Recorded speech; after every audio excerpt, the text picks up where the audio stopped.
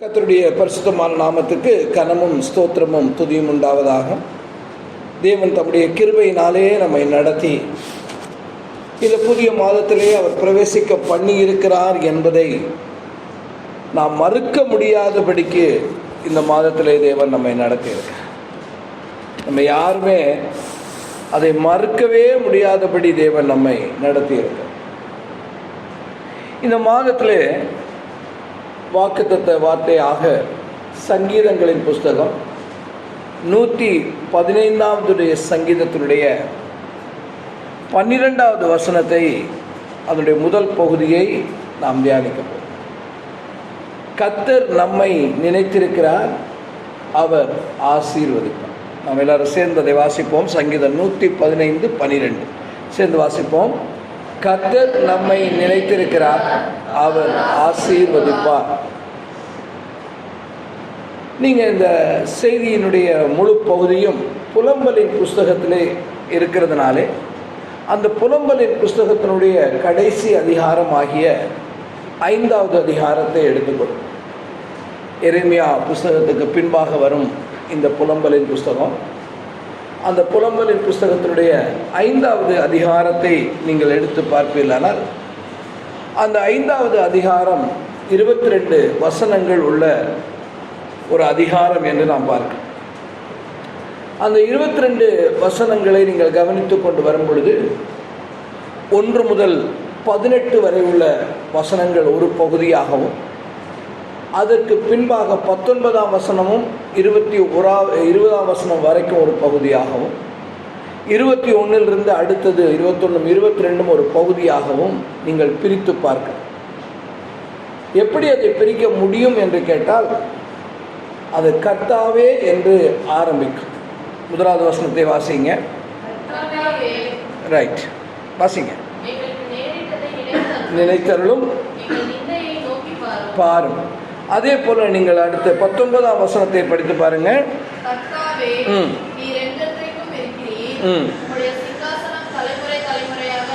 இருக்கும். அதுக்கப்புறம் 21ஆவது வசனத்தை பாருங்க.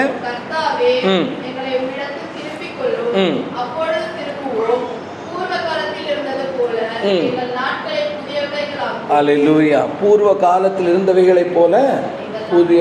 அப்ப ஆண்டவராகிய தேவன் பூர்வ காலத்தில் இருந்ததை போல நம்முடைய நாட்களை புதியவைகள் ஆக்க வேண்டுமானால், அதான் ஜெபத்தினுடைய கடைசி பகுதி. ஆண்டவரே, எங்களுக்கு பூர்வ காலத்தில் இருந்ததை போல எங்களுடைய நாட்களை புதியவைகள் ஆக்கும் என்று சொல்லுகிற இந்த விண்ணப்பத்தினுடைய முடிவு எப்படி ஆரம்பிக்கிறது என்று நாம் பார்க்கிற பொழுது, அந்த புலம்பலின் புஸ்தகம் 5ஆம் அதிகாரத்துடைய 1ஆம் வசனத்தை பாருங்க. கர்த்தாவே, எங்களுக்கு நேரிட்டதை நினைத்தருளும், எங்கள் நிந்தையை நோக்கி பார்.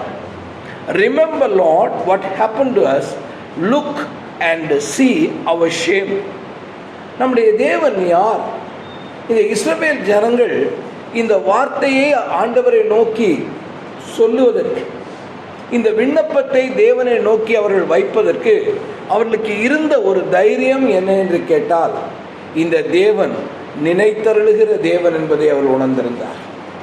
அருமையான தேவனுடைய ஜனமே, இந்த புலம்பலின் புஸ்தகத்தை நீங்கள் படிப்பீர்களானால், இந்த புலம்பலின் புஸ்தகம் ஒரு எருசலேமினுடைய அழிவின் நாட்களிலே அந்த எருசலேம் நகரம் அழிக்கப்பட்டதை கருத்திலே கொண்டு எரேமியா பாடின ஒரு சோக பாடல்.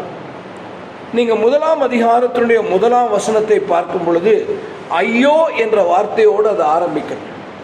திரும்பவும் 2ஆம் அதிகாரத்துடைய 1ஆம் வசனத்தை பார்த்தீர்கள் என்றால் அதுவும் ஐயோங்கிற வார்த்தையோடு ஆரம்பிக்கிறது. 4ஆம் அதிகாரத்தில் 1ஆம் 2ஆம் வசனங்களை கவனிப்பீர்களானால் அதுவும் ஐயோ என்று ஆரம்பிக்கிறது. அப்போ ஒரு மனுஷனுடைய வாழ்க்கையில், ஒரு தேசத்தினுடைய வாழ்க்கையில் ஐயோ என்று சொல்லுகிற நேரங்கள் இருக்கிறது. இந்த ஐயோ என்று சொல்லுகிற இந்த நேரம் அவனுடைய வாழ்க்கையில் நடந்துவிட்ட அழிவை பார்க்கிற பொழுது, அந்த அழிவுகளை குறித்து தான் இந்த புலம்பலின் புஸ்தகத்தில் படிக்கும். இப்பொழுது இந்த அழிவில் இருந்து தேவன் மீட்க வேண்டும் என்று அவர்கள் ஜெபம் பண்ணுகிற வேளையில் ஆண்டவரிடத்திலே முதலாவது அவர்கள் கேட்டது என்ன? எங்களை நினைத்தருள். Lord please remember us. நீர் எங்களை நினைத்தருள வேண்டும் என்று அவர்கள் கேட்டார். பல காரியங்களை அவர்கள் கேட்டிருக்கலாம். நேரடியாக ஆண்டவரே எங்களை திருப்பும் என்று கேட்டிருக்கலாம். நேரடியாக எங்கள் பாலிடங்களை மாற்றும் என்று கேட்டிருக்கலாம். நேரடியாக எங்கள் வாழ்க்கைக்குள்ளே நன்மையை கொண்டு வரும் ஆண்டவரே என்று அவர்கள் கேட்டிருக்கலாம். ஆனால் அவருடைய ஜெபம் அப்படி அமையவில்லை. அவருடைய ஜெபம் எப்படி அமைந்தது என்று கேட்டால், ஆண்டவரே எங்களை நினைத்தருளும், தேவனே எங்களை நினைத்தருளும், கர்த்தாவே எங்களுக்கு நேரிட்டதை நீர் நினைத்தருளும் என்று அவர்கள் கேட்கிறார்.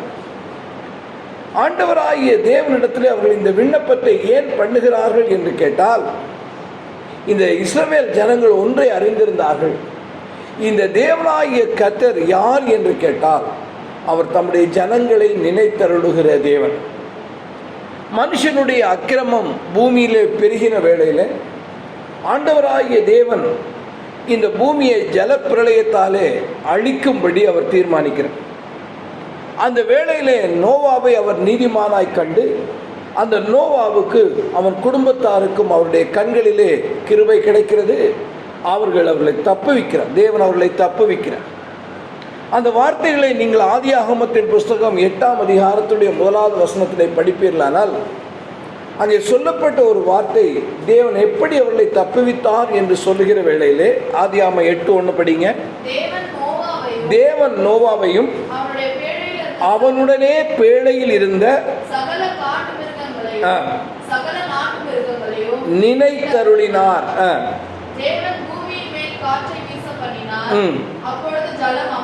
அப்ப தேவனாகிய கர்த்தர் அந்த அழிவிலே இருந்து முற்றிலுமாய் அவர்களை எப்படி தப்புவித்தார் என்று பார்க்கிற பொழுது, தேவன் அவர்களை நினைத்தருளினார் என்று வாசிக்க. தேவனாகிய கர்த்தர் நினைத்தருளினார். ஒரு பெரிய அழிவை உண்டாக்கி ஒரே ஒரு குடும்பம் மாத்திரம் பேழையிலே வைத்து காக்கப்பட்டது. பின்பு தேவன் அதை சொல்லுகிற பொழுது, இனி மாமிசமானவைகள் எல்லாம் ஜல பிரயத்தினாலே சங்கரிக்கப்படுவது இல்லை என்று தேவன் சொல்லி ஒரு உடன்படிக்கையை ஏற்படுத்தி, அந்த உடன்படிக்கையை நான் நினைவு கூறும்படி வானத்திலே வில்லை வைக்கிறேன் என்று ஆண்டவர் சொன்னார். நீங்கள் ஆதியாகமம் 9ஆம் அதிகாரத்துடைய 15ஆம் வசனத்தை பார்ப்பீர்களானால், அங்கேயும் ஆண்டவர் நினைவு கூறுகிற அந்த வார்த்தையை பேசுகிறார். அப்பொழுது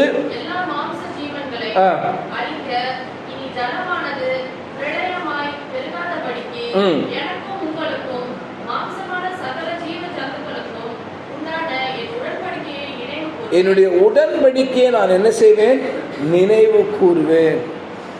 ஆண்டவர் உடன்படிக்கை பண்ணுகிற தேவன் மாத்திரமல்ல, அந்த உடன்படிக்கையை நினைவு கூறுகிற தேவனுமாய் இனிமேல் அந்த அழிவு வராதபடிக்கு, ஜல பிரளயம் பொங்கி வந்து பூமி முழுவதையும் அழித்து விடாதபடிக்கு நான் நினைவு கூறுவேன் என்று தேவன் சொன்னார். இஸ்ரவேல் ஜனங்கள் ஆண்டவர் பொன் கன்றுக்குட்டியை உண்டாக்கி, ஆண்டவராகிய தேவன் எகிப்து தேசத்திலிருந்து அவர்களை புறப்பட பண்ணி, ஓங்கிய புயத்தினாலும் வல்லமை உள்ள கரத்தினாலும் அதிசயங்களினாலும் ஆண்டவர் நடத்தி கொண்டு வந்தோம். அவர்கள் செங்கடலை கடந்து இந்த இடத்துக்கு வந்த பிறகு, அடுத்த பகுதிக்கு வந்த பொழுது, ஒரு பொன் கன்றுக்குட்டியை உண்டாக்கி தொழுது கொண்டார். தேவனாகிய கர்த்தருடைய கோபம் அவர்கள் மேல் மூன்றது என்று பார்க்க, தேவன் அவர்களை அழிக்க சித்தம் கொண்ட பொழுது மோசே அவர்களுக்காக கெஞ்சி பிரார்த்திக்கிறார். இந்த கெஞ்சி பிரார்த்தித்த வேளையிலே அந்த மோசேயினுடைய விண்ணப்பத்தை நீங்கள் கவனிப்பீர்களா? உபாகமத்தின் புஸ்தகம் 9வது அதிகாரம் 28ஆம் வசனம். Deuteronomy chapter 9 verse 28. தேவரீர் இந்த ஜனங்களின் முரட்டாட்டத்தையும் இவர்கள் ஆகாமியத்தையும் பாராமல்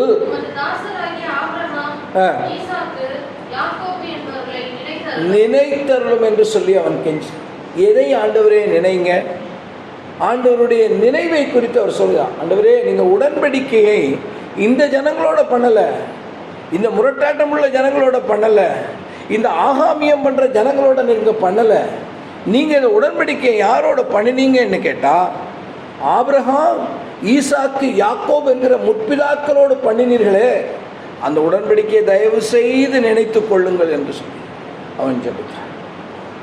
அப்போ ஆண்டவருடைய தாசர்களை நீங்கள் கவனிக்கிற பொழுது அவர்கள் ஆண்டவர் அந்த உடன்படிக்கையை நினைக்க வேண்டும் என்று அவர்கள் கெஞ்சுகிறார். தாவீது தேவனுடைய இரக்கத்துக்காக அவன் கெஞ்சின வேளையிலே சங்கீதங்களின் புஸ்தகம் 25ஆம் சங்கீதம் 6ஆம் 7ஆம் வசனத்தை கவனித்து பாருங்க. அங்கே நம்ம என்ன படிக்கிறோம்? கர்த்தாவே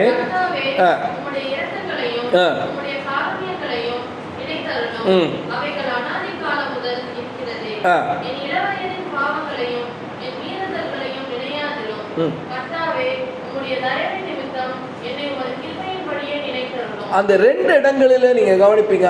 நினைத்தரணும் நினைத்தரணும் என்று சொல்லுகிறவன் நடுவிலே இதை நினையாது இரும் என்ற விண்ணப்பத்தையும் அங்கே வைக்கிறார். உம்முடைய இரக்கங்களையும் உம்முடைய காருண்யங்களையும் நீர் நினைத்தரலும், உம்முடைய தயவின் நிமித்தம் உமது கிருபையின்படியும் என்னை நினைத்தரலும் என்று கேட்ட அதே தாவீது, என்னுடைய மீறுதல்களையும் நீர் நினையாதிரும், என்னுடைய இளவயதின் பாவங்களை நீர் நினையாதிரும் என்று கேட்கிறான்றதை நம்ம பார்க்கிறோம். தாவீதுடைய வாழ்க்கை, அவன் செய்த இளவயதின் பாவத்தினாலே தேவன் அவனை அழித்து விடாதபடிக்கு தேவன் தம்முடைய கிருபையை தயவு செய்து நினைத்தரல வேண்டும் என்பது தாவீதுடைய ஜெபமாக இருந்ததினாலே தேவனுடைய வாழ்க்கையை திரும்ப கட்டி எழுப்புகிறார். தேவன் அவனை திரும்ப கொண்டு வருகிறார்.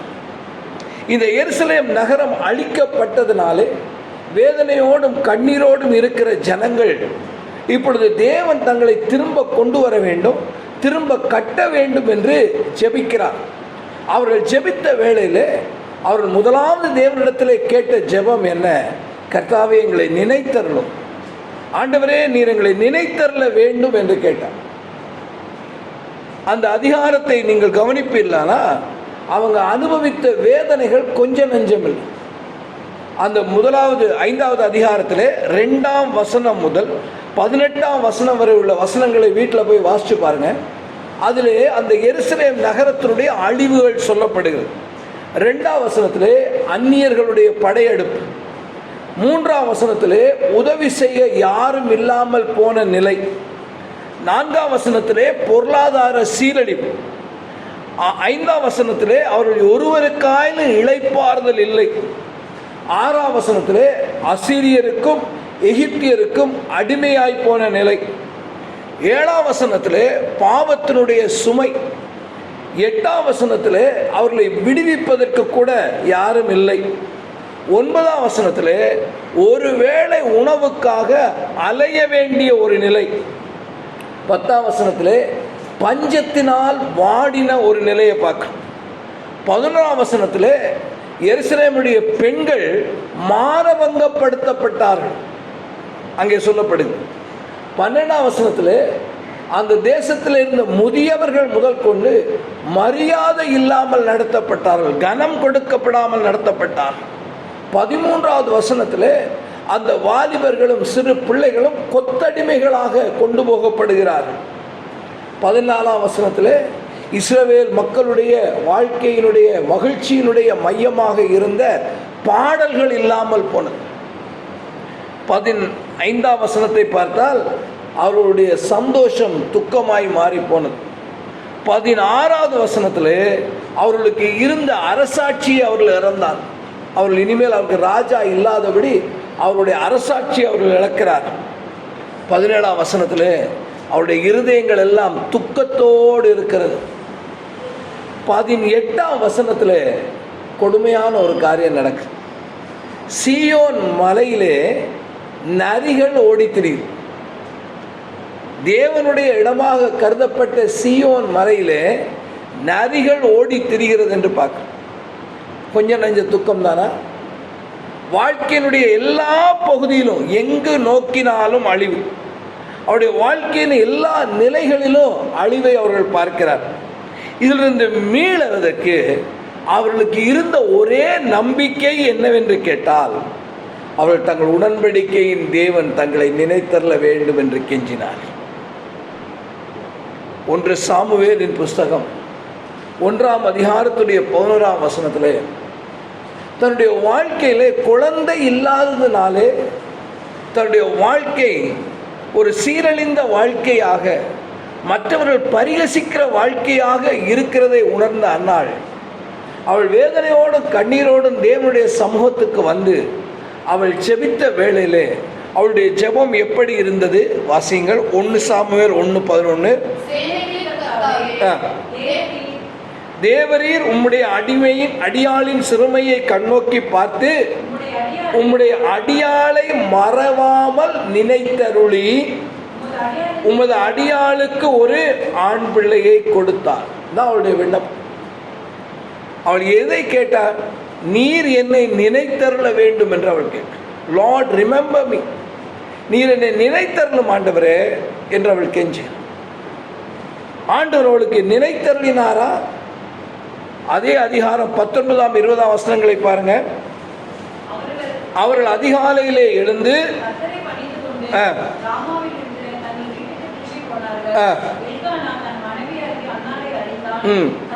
கர்த்தர் அவளை நினைத்தருளினார்.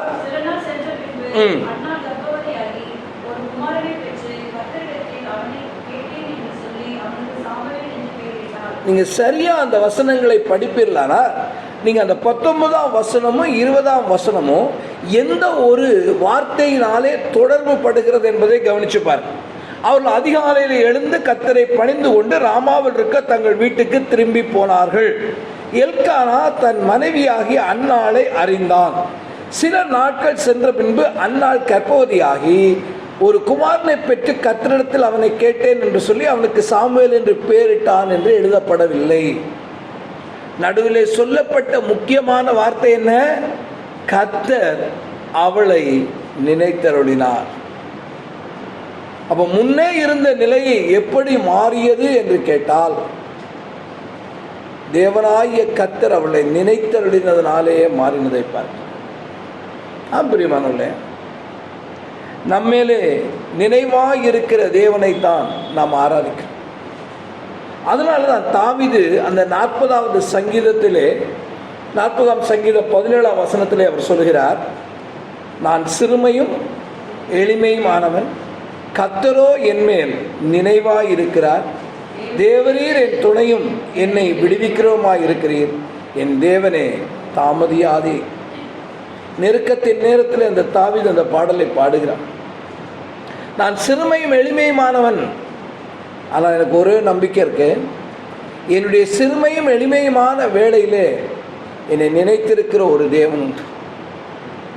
நாம் சிறுமைப்பட்டு போகிற வேளையிலே, நம்முடைய வாழ்க்கைக்குள்ளே நாம் இருக்கிற நிலையிலிருந்து தாழ்ந்து போகிற வேளையிலே நம்முடைய சொந்தங்கள் நம்மை மறந்துவிடும், நம்முடைய நண்பர் வட்டாரங்கள் நம்மை மறந்துவிடும், யாருக்கும் நம்ம நினைவு வராது.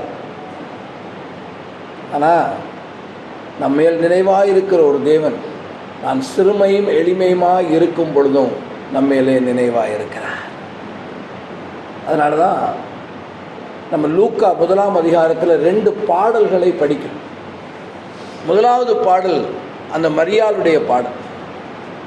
அந்த மரியாள் எப்படி புகழ்ந்து பாடுகிறாள் என்று சொல்லுகிற வேளையில் நீங்கள் லூக்கா 1ஆம் அதிகாரம் 54 55ஆம் வசனங்களை பாருங்க. நம்முடைய பிதாக்களுக்கு அவர் சொன்னபடியே ஆபிரகாமுக்கும் அவன் சந்ததிக்கும் என்றென்றைக்கும் இரக்கம் செய்ய நினைத்து, நம்ம நினைத்து என்கிற வார்த்தையை பார்க்க, இரக்கம் செய்ய தேவன் என்ன செய்தார்? நினைத்தார் என்று பார்க்க. அடுத்தது சகரியாவுடைய பாடலை அதே அதிகாரம் லூக்கா 1ஆம் அதிகாரம் 67 70 வரை உள்ள வசனங்களை பாருங்க. நிரப்பப்பட்டு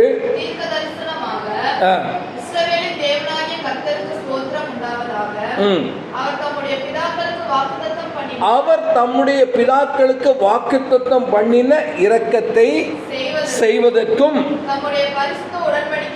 நினைத்தருளின்னு வாசிக்க, பரிசுத்த உடன்படிக்கையை நினைத்தருளின்னு பார்க்க. அருமையான தேவ ஜனமே, வசனங்கள் எல்லாம் எதை காட்டு? எத்தனையோ அழிவுகள் மத்தியிலும், எருசலேமினுடைய அழிவு இத்தனை கொடூரமான கோரமான அழிவாக இருந்த வேளையிலும் இஸ்ரவேல் ஜனங்கள் தாங்கள் திரும்ப கட்டப்பட வேண்டும் என்று விரும்பின பொழுது தேவனை நோக்கி செய்த முதலாவது விண்ணப்பம் என்ன? கர்த்தாவே எங்களை நினைத்தர், கர்த்தாவே எங்களை நினைத்தர், தேவனே எங்களை நினைத்தர். ஏன் அவர்கள் இந்த தைரியம் கொண்டு ஜெபித்தார்கள் என்று கேட்டால் அவர்களுக்கு ஒன்று தெரியும், நம்மை நினைத்திருக்கிற தேவன் நம்மை ஆசீர்வதிக்கிறார். நம்மை நினைத்திருக்கிற தேவன் நம்மை ஆசீர்வதிக்கிறார். நம்ம கடந்து வந்த நாட்கள் பல அழிவுகளை கண்ட நாட்கள். சொந்த வாழ்க்கையில் பல அழிவுகளை நம்ம பார்த்தோம். சரீரத்தின் பலவீனங்களினால் வந்த அழிவுகள், வேலை இழப்பினால் வந்த அழிவுகள். ஆனால் ஒன்று மாத்திரம் நம்ம மறந்துட வேண்டாம், நம்ம எவ்வளவு கடுமையான சூழ்நிலைக்குள்ளே போனால், எவ்வளவு கொடுமையான சூழ்நிலைக்குள்ளே போனால், எவ்வளவு அழிவின் சூழ்நிலைக்குள்ளே போனாலும் என்மேல் நினைவாக இருக்கிற ஒரு கர்த்தர் உண்டு. அருமையான விசுவாசியே, உன்மேல் நினைவாக இருக்கிற கர்த்தரை நீ நோக்கிப்பார். உன்மேல் நினைவாக இருக்கிற கர்த்தர் உன்னை ஆசீர்வதிப்பார். உன்மேல் நினைவாக இருக்கிற கர்த்தர் உன்னை ஆசீர்வதிப்பார். ஆண்டவரே, என்னை நினைத்தர். அன்னாளுடைய ஜெபம் நமக்கு ஒரு பாடம், மரியாளுடைய பாடல் நமக்கு ஒரு பாடம், சகரியாவினுடைய பாடல் நமக்கு ஒரு பாடம். அந்த இஸ்ரவேல் ஜனங்கள் அழிவின் விளிம்பிலும் புலம்பலின் நேரத்திலும் எங்களை நோக்கி பாருங்கள், நீர் எங்களை நினைத்தருள வேண்டும், எங்கள் நிந்தைகளை நீர் நினைத்தருள வேண்டும் என்று கெஞ்சினார். இந்த மாதத்திலும் நாம் நம்பிக்கையோடு இருக்கிறதுக்கு காரணம், கர்த்தர் என்னை நினைத்திருக்கிறார், இந்த தேவன் என்னை நினைத்திருக்கிறார், அவர் என்னை ஆசீர்வதிப்பார். கர்த்தர் நம்மை நினைத்திருக்கிறார், அவர் ஆசீர்வதிப்பார். கண்களை மூடுவோம், கர்த்தருடைய கரத்திலே நம்மை ஒப்புக்கொள்வோம். ஆமென். நாம் எல்லோரும் எழுந்து நிற்போம், கர்த்தருடைய முகத்தை நாம் நோக்கி பார்ப்போம். கர்த்தர் நம்மை நினைத்திருக்கிறார், அவர் ஆசீர்வதிக்கிறார். கர்த்தர் நம்மை நினைத்திருக்கிறார், அவர் நம்மை ஆசீர்வதிப்பார். இரக்கமும் கிருபையும் உள்ள ஆண்டவரே, எங்கள் கரத்திலே கொடுத்த இந்த புதிய மாதத்திற்காக உமக்கு நன்றி செலுத்து. ஆண்டவரே, எங்கள் திருச்சபையினுடைய குடும்பங்கள் ஒவ்வொன்றுக்காக இந்த மாதத்திலே நாங்கள் உங்களுடைய சமூகத்திலே வந்து நாங்கள் ஜெபிக்கிறோம். இந்த மாதம் எங்கள் குடும்பங்கள் ஒவ்வொன்றுக்கும் தேவையான அப்பமும் தண்ணீரும் ஆசீர்வதிக்கப்படும்படியாக நாங்கள் ஜெபிக்கிறோம். வியாதிகளுக்கு எங்கள் குடும்பங்களை நீர் விலக்குவீராக. வாதை உன்னுடைய கூடாரத்தை அணுகாது என்று சொல்லுகிற உங்களுடைய ஆசீர்வாதம் நீர் நினைத்தருளி அந்த ஆசீர்வாதத்தை எங்களுக்கு தரும்படியாக நாங்கள் ஜெபிக்கிறோம். ஆண்டவரே, கையின் பிரயாசங்களை ஆசீர்வதி, போக்கிலும் வரத்திலும் கர்த்தர் கூட இரும். ஆண்டவரே, விசேஷமாக பலவீனப்பட்ட சரீரத்தோடு இருக்கிற ஒவ்வொருவருக்கும் அந்த பலவீனங்கள் நீங்க நீர் கிருபை தரும்படியாக நாங்கள் ஜெபிக்கிறோம். ஊழியக்காரனுக்காக உடைய சமூகத்திலே நாங்கள் ஜெபிக்கிறோம். ஆண்டவரே, பாஸ்கோ பாஸ்டருடைய சரீரத்தில் ஏற்பட்டு இருக்கிற ஆண்டவரே அந்த புண்கள் ஆறும்படியாக, வெகு சீக்கிரத்தில் ஆறும்படியாக, பலவீனப்பட்ட சரீரத்தில் ஒரு புது பலன் உண்டாகும்படியாக நாங்கள் ஜெபிக்கிறோம். கற்பத்தின் கனிகளை ஆசீர்வதிக்கும்படியாக நாங்கள் ஜெபிக்கிறோம். செல்வியுடைய கற்பத்தின் கனிக்காக நாங்கள் ஜெபிக்கிறோம். ஆண்டவரே, சுனிதாவுடைய கற்பத்தின் கனிக்காக நாங்கள் ஜெபிக்கிறோம். இந்த மாதம் ஆண்டவரே அந்த குழந்தையை பெற்றெடுக்கத்தக்க பலனை அவர்களுக்கு நீர் கொடுக்கும்படியாக உம்முடைய கரத்திலேயே நாங்கள் ஒப்புக் கொடுக்கிறோம். இந்த மாதத்திலே வேலைக்காக காத்திருக்கிற பிள்ளைகளுக்கு நல்ல வேலை வாய்ப்புகள் உண்டாக நீர் கிருபை தரும்படியாக நாங்கள் ஜெபிக்கிறோம். ஆண்டவரே, பரீட்சை முடிவுக்காக காத்திருக்கிற பிள்ளைகளுக்கு அந்த பரீட்சையினுடைய முடிவுகள் ஆசீர்வாதமாய் அமைய உம்முடைய கரத்திலேயே நாங்கள் ஜெபிக்கிறோம். விசேஷமாக மேற்கொண்டு என்ன படிக்க வேண்டும் என்று இந்த மாதத்திலே பல பிள்ளைகள் தீர்மானிக்க வேண்டிய நிலையிலே இருக்கிறார். அவர்களுக்கு சரியான பாதையை நீர் காட்டும்படியாக நாங்கள் ஜெபிக்கிறோம். எங்கள் தேவனாகிய கர்த்தர் எங்களை நினைத்திருக்கிற தேவன். எங்களை மாத்திரமல்ல, எங்கள் பிள்ளைகளையும் நீ நினைத்திருக்கிற தேவன். எங்கள் சந்ததியை நினைத்திருக்கிற தேவன்.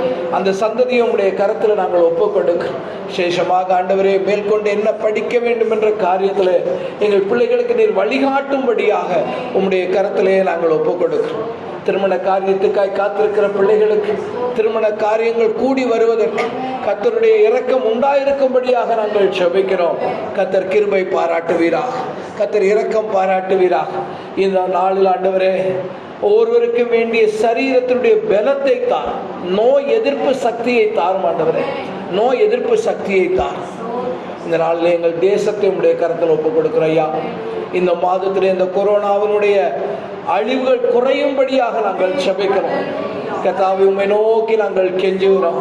அன்றைக்கு எருசலேமினுடைய அழிவின் நாட்களிலே இஸ்ரவேல் ஜனங்கள் உம்மை நோக்கி பார்த்த பொழுது அவருடைய காரியங்களை நீர் மாறுதலாய் முடிய பண்ணின தேவன். இப்பொழுதும் ஆண்டவரே, நீர் எங்களை நினைத்து ஆண்டவரே, அன்றைக்கு இஸ்ரவேல் ஜனங்கள் ஜெபம் பண்ணினதை போல நாங்கள் ஜெபிக்கிறோம். எங்களை பழைய நிலைக்கு திரும்பி கொண்டு வார். எங்கள் ஆலயங்களை பழைய நிலைக்கு திரும்ப கொண்டு வார். எங்கள் ஆராதனைகளை பழைய நிலைக்கு கொண்டு வார். ஆண்டவரே, ஆடல் பாடல் சத்தத்தோடு சீயோன் மலைக்கு வருகிற அந்த ஆடல் பாடலின் சத்தத்தை திரும்ப கொண்டு வார். சபைகளுக்குள்ள திரும்ப ஜனங்கள் வந்து ஆண்டவரே, கர்த்தரை தொழுது கொள்ளவும், கர்த்தரை பாடவும், கர்த்தரை ஆராதிக்கவும், கர்த்தருடைய வசனத்தை கொடுக்கவும் நீர் பலப்படுத்தும்படியாக நாங்கள் ஜெபிக்கிறோம். இந்த மாதத்தில் அந்த மாற்றத்தை கர்த்தர் உண்டு பண்ணும்படியாக நாங்கள் ஜெபிக்கிறோம். இந்த மாதம் குடும்பங்களுக்குள்ள உள்ள சச்சரவுகள் நீங்கட்டும், குடும்பத்துக்குள்ள உள்ள மிஸ் அண்டர்ஸ்டாண்டிங் நீங்கட்டும். ஆண்டவரே, சமாதானத்தை தாரும். தேசத்தில் சமாதான குலைச்சல் இருக்கிறது. ஆண்டவரே, உம்மை நோக்கி பார்த்து நாங்கள் கெஞ்சுகிறோம். இந்த மாதம் இந்த தேசம் சமாதானத்தின் மாதமாய் மாற்றும். சமாதானத்தை இந்த தேசத்தில் இந்த மாதத்தில் கட்டளையிடும்படியாக நாங்கள் ஜெபிக்கிறோம். எங்களை நினைத்திருக்கிற தேவனங்களை ஆசீர்வதியும். எங்களை நினைத்திருக்கிற தேவனங்களை ஆசீர்வதியும். போக்கையும் வரத்தையும் உடைய கரங்களில் ஒப்புக் கொடுக்கிறோம். விபத்துக்களுக்கு விலக்கி காத்தரலாம். விபத்துகளுக்கு விலக்கி காத்தரலாம் ஐயா. தயவு செய்து இறங்கும்படியாக நாங்கள் ஜெபிக்கிறோம். உம்முடைய கரத்தில் எங்களை தாழ்த்தி ஒப்புக் கொடுக்கிறோம். இந்த மாதத்திலே பிறந்த நாளை காண்கிற, இந்த மாதத்திலே திருமண நாளை காண்கிற விசுவாச பிள்ளைகளை அடியான் உம்முடைய கரத்தில் ஒப்புக் கொடுக்க, அவளுக்கு முன்பாக உள்ள ஆண்டு ஒரு ஆசீர்வாதத்தின் ஆண்டாய் இருக்கும்படி நீர் அவர்களை நினைத்தருளும்படியாக நாங்கள் ஜெபிக்கிறோம். உம்முடைய கருத்துக்குள்ளேயே நாங்கள் இந்த மாதத்தை ஒப்புக் கொடுக்கிறோம். பூர்ண கிருபையினால் தாங்கும். இயேசுவின் மூலமே ஜெபிக்கிறோம் ஜீவனுள்ள நல்ல பிதாவே. என் ஆத்துமாவே கர்த்தரை ஸ்தோத்திரி. என் முழுவதுமே அவருடைய பரிசுத்த நாமத்தை ஸ்தோத்திரி. என் ஆத்துமாவே கர்த்தரையே ஸ்தோத்திரி. அவர் செய்த சகல வாரங்களை மறவாதே.